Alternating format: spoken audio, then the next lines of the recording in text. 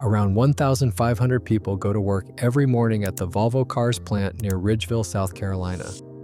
It has been building cars in the United States for 8 years, and it is owned outright by a Chinese company called Geely. Its full capacity is roughly 150,000 vehicles a year. Last year, it produced approximately 18,500. That is about 12% of what the plant was designed to build on American soil by American workers for a Chinese-owned company that most Americans have no idea owns any of it. Volvo is not being described as Chinese in any of the marketing consumers see. The dealerships do not mention it, the window stickers do not mention it, the advertising does not mention it, but the ownership has been Chinese since 2010, and the plant has been Chinese-owned since it opened. And that is only one of 10 developments in this video because the Chinese takeover of American automotive manufacturing has already been happening in front of us, and almost nobody has been paying attention. 10 American automotive events, and what each one really means. Number 1 is the most current, and it is the one nobody in Washington seems to be able to stop. One number explains everything else you are about to see, and it is not a market share figure. In February 2026, the Alliance for Automotive Innovation, the trade group that represents Ford, General Motors, Stellantis, Toyota, Honda, and every other major car maker selling vehicles in the United States, issued a formal report describing the entry of Chinese state-backed vehicles into the American market as, quote, an extinction-level event for the U.S. auto sector, end quote. That is not language a lobbying group uses about a competitor it is confident of beating. That is the language you use when the fight is essentially over and you are trying to convince the federal government to change the rules before the outcome becomes visible to voters. The specific vehicle that triggered the extinction-level language was a $14,000 fully electric crossover SUV that BYD unveiled to the global market. For comparison, the cheapest electric vehicle currently sold new in the United States is the Chevrolet Equinox EV, which starts at $33,600. The Chinese-built alternative is priced at less than half of what American manufacturers can currently produce and sell at profit. Every tariff structure the American government has built to keep Chinese cars out of the United States is a response to that price gap. And now that Chinese manufacturers have started building on American soil or on Mexican soil or in partnership with American manufacturers directly, the tariff structure is being routed around one deal at a time. Let us walk through what has already happened. Number 10 is General Motors, Lordstown, Ohio. The Lordstown plant opened in 1966 and built Chevrolet and Pontiac models for over 50 years. At its peak, it employed more than 12,000 people. General Motors announced the closure in November 2018, and the last Chevrolet Cruze rolled off the line in March 2019. Around 1,600 people lost their jobs directly, and the surrounding supply chain in northeastern Ohio was hit substantially harder. General Motors sold the plant to a startup called Lordstown Motors, which promised to build electric pickup trucks and turn the facility around. Lordstown Motors filed for bankruptcy in June 2023. The plant now sits under new ownership again, running well below its historical capacity, with the surrounding town having absorbed the loss of the auto manufacturing economy that used to define it. If you grew up in the Youngstown, Warren area, you already know what happens to a town when its auto plant closes. The bank branches thin out, the restaurants close early, the Union Hall becomes a memorial rather than a meeting place. The Lordstown sequence matters for this video because it establishes the pattern we are going to see repeatedly. An American plant closes, the workforce absorbs the loss, the federal government offers no meaningful intervention. The parent company redeploys capital elsewhere, often internationally. And the industrial capacity that took 50 years to build is dismantled in the time it takes to negotiate a severance package. Remember that pattern, because you are going to see it again in this video, and by the time we reach number 1, you are going to understand exactly what a Chinese company is now positioned to do with the capacity American manufacturers have been walking away from for the past decade. Number 9 is Stellantis, Belvidere, Illinois. The Belvidere assembly plant opened in 1965 and built Jeep Cherokees for the final years of its operation. Stellantis idled the plant in February 2023, eliminating around 1,350 jobs. The company promised to reopen it under the terms of the United Auto Workers contract negotiated after the 2023 strike, initially targeting a 2027 restart with a mid-size pickup truck program.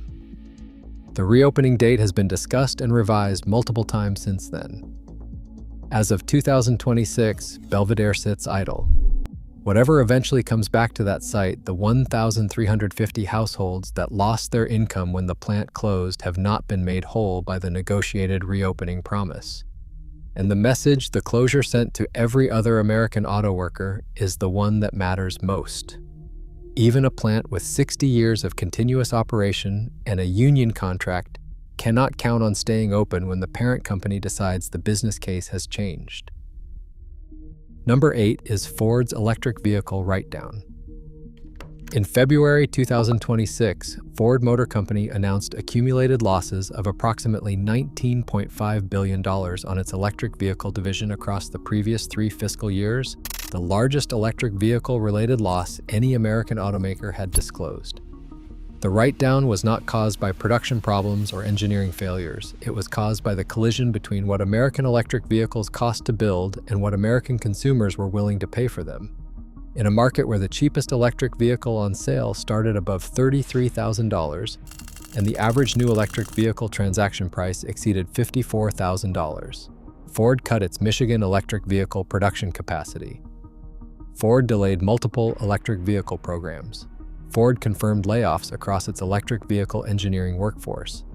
And Ford began actively exploring partnerships with Chinese manufacturers who had figured out how to build electric vehicles at price points American manufacturers could not match. Which brings us to what Ford has been doing quietly, which we will get to in a moment. Number 7 is BYD Lancaster, California. BYD, the largest electric vehicle manufacturer in the world by volume, has been operating a bus and truck factory in Lancaster, California since 2013. The facility employs approximately 800 people. It builds electric buses that are currently in service with the Los Angeles Metropolitan Transportation Authority, the Denver Regional Transportation District, the Long Beach Transit System, and dozens of other American public transit agencies. Federal transit dollars, meaning American taxpayer money, flow directly to BYD for those bus contracts. The plant is not new. It has been quietly building Chinese-designed vehicles in California for over 12 years. And because the operation is limited to buses and commercial vehicles rather than passenger cars, it has not attracted the political attention that passenger car imports would trigger. BYD's leadership has said publicly that the American passenger car market is, in the words of Executive Vice President Stella Lee, quote, too complicated, end quote, for BYD to enter directly. But the manufacturing presence in Lancaster gives BYD an infrastructure foothold in the United States that no other Chinese automaker currently matches. If federal policy changes in a way that opens passenger car imports, BYD is already here. Number 6 is the Volvo plant near Ridgeville, South Carolina, and this is where the countdown gets uncomfortable. Volvo Cars was acquired by China's Geely Holding Group in 2010. The Ridgeville plant opened in 2018 as Volvo's only manufacturing facility in the United States. It was designed to build up to 150,000 vehicles per year, primarily the Volvo S60 sedan and the Polestar 2. In 2025, the plant produced approximately 18,500 vehicles, running at roughly 12% of its design capacity.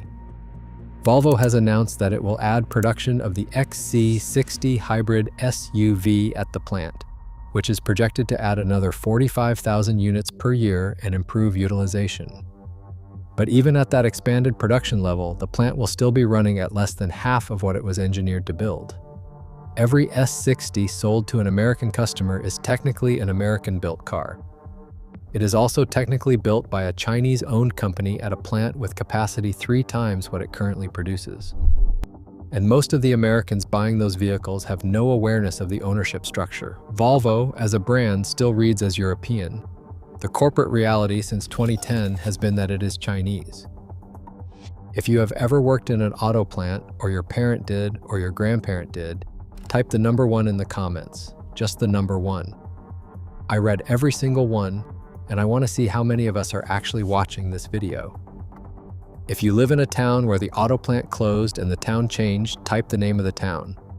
If you own a car built at one of the plants we have already covered, type the model.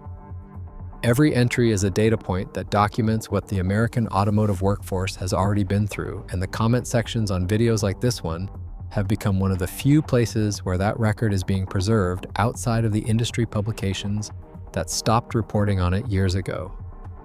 And if you have not subscribed, please do. It is free, it takes a moment, and it is the only reason this channel can keep researching these stories. From number 5, the developments get closer to home and the pattern gets harder to ignore. Number 5 is the CATL Michigan battery deal. In February 2023, Ford Motor Company announced a $3.5 billion battery manufacturing facility in Marshall, Michigan, to be built using licensed technology from Contemporary Amperex Technology Company Limited, a Chinese company universally known as CATL. CATL is the largest EV battery manufacturer in the world.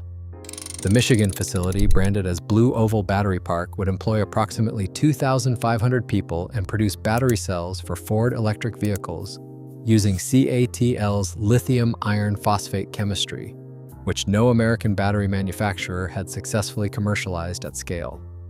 The deal drew significant political scrutiny over the technology licensing arrangement, with critics arguing that Ford was effectively bringing Chinese battery technology into American manufacturing through the licensing mechanism regardless of who owned the physical plant.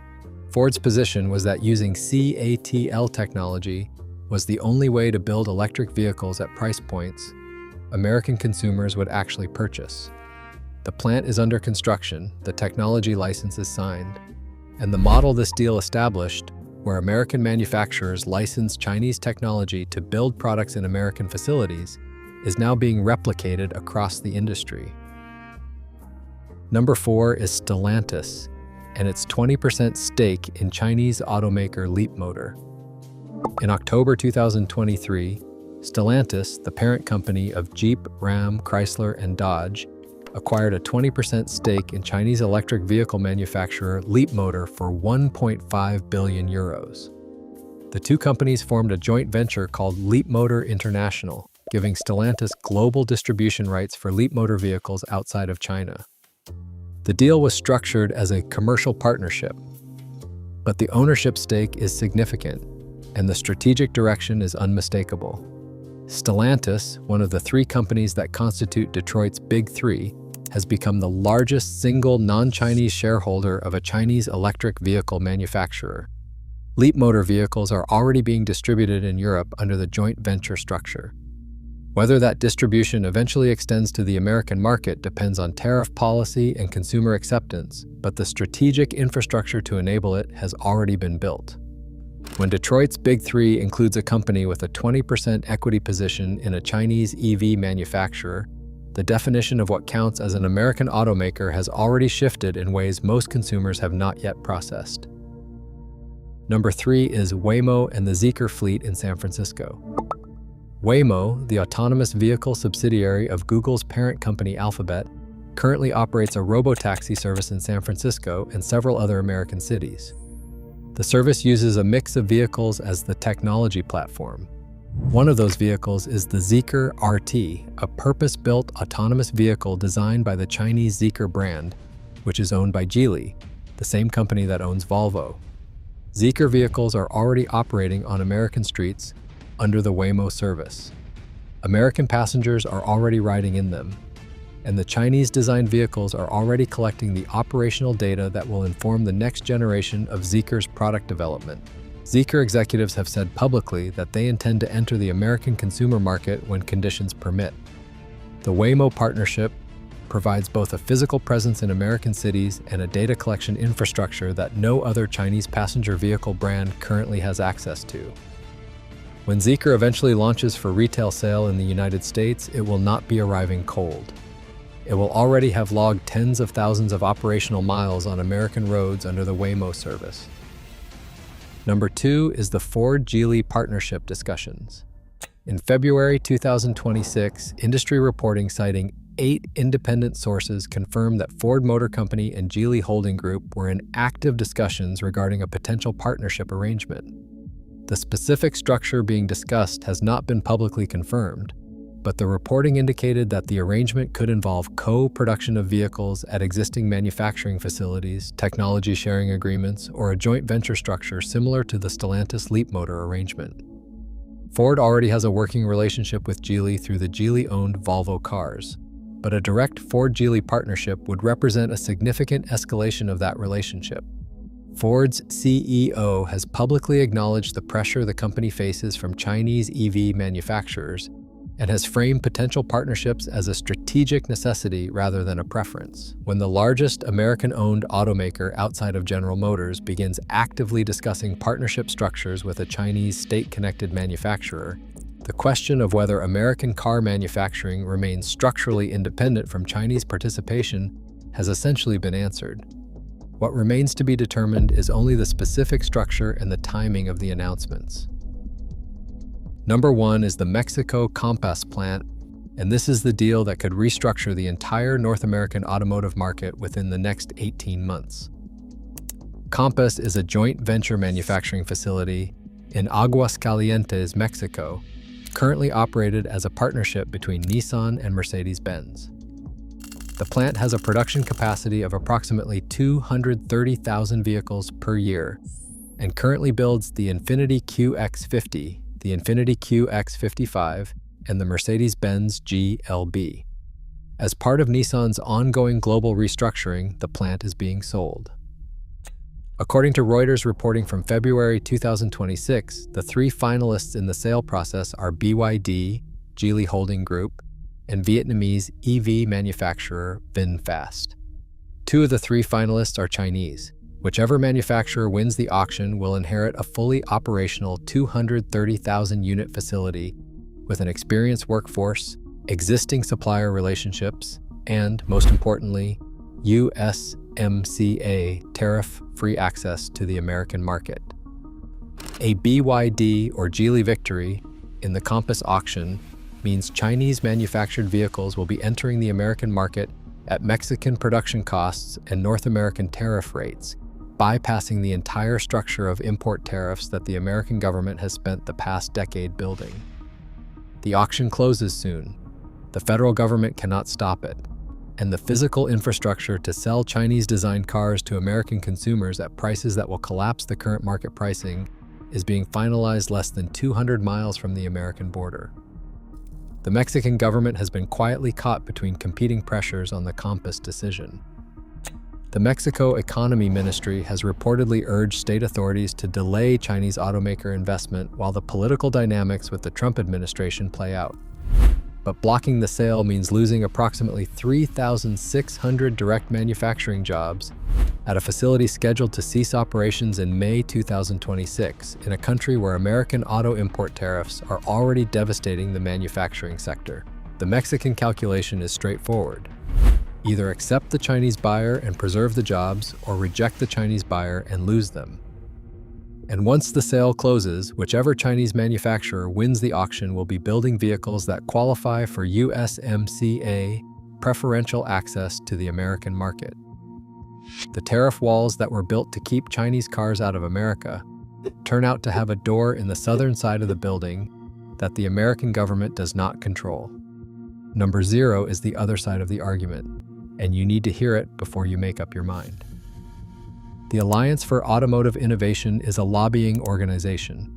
Its members have direct financial interests in preventing Chinese competition from reaching American consumers. Every warning that lobby has issued about Chinese vehicles should be understood in the context of what that lobby is paid to protect. Chinese electric vehicles at $14,000 would benefit American consumers who currently cannot afford new vehicles at any price. American public transit agencies buying BYD buses have received better products at lower prices than domestic competitors were offering, which is why the contracts were awarded. Volvo employing American workers in South Carolina is 1,500 American jobs that would not exist if Geely had not made the investment. The CATL Ford partnership will build 2,500 American manufacturing jobs in Michigan that would not exist without Chinese technology licensing. American manufacturing benefits from Chinese investment in ways the political conversation rarely acknowledges. And American consumers pay less for better products when Chinese competition is present in the market. Both arguments are true simultaneously. The question is not whether the Chinese presence is good or bad.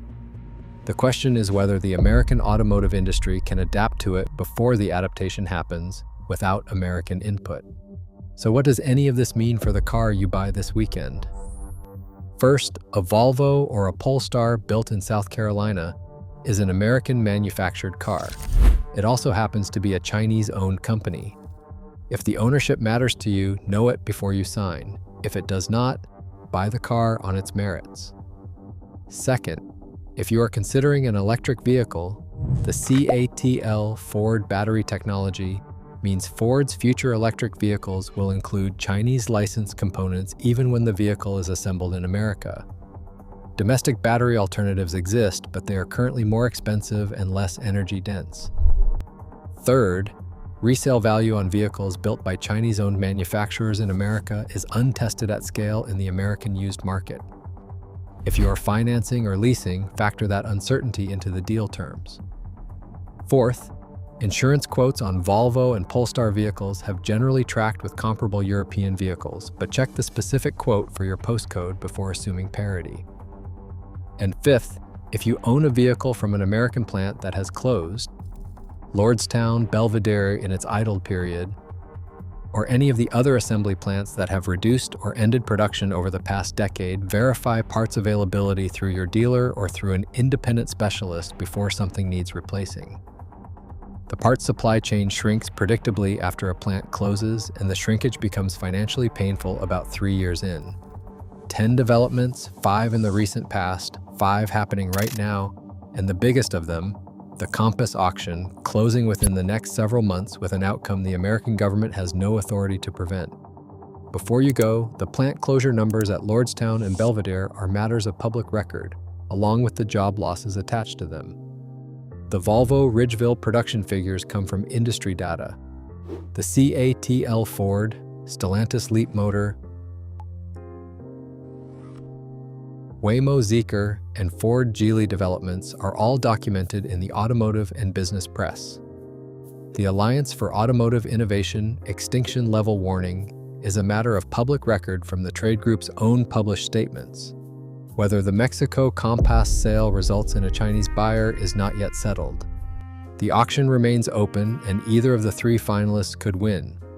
But the fact that 2 of the 3 finalists are Chinese and that the winner inherits USMCA-based access to the American market means that the specific outcome matters less than the structural fact that Chinese participation in North American automotive manufacturing is now inevitable. So tell me in the comments, did you work at one of these plants or did somebody in your family? Would you buy a Volvo knowing Geely owns it? Would you buy a Ford knowing it might include CATL battery technology? Or has the badge stopped mattering to you the way it used to? Tell me honestly, because this community is going to be divided on this one. And I want to see where the line falls. If this was worth your time, give it a like, send it to somebody who works in the industry, and subscribe. I will keep following this one because the next 12 months in American automotive manufacturing will tell us more about the country's industrial future than the previous 12 years combined.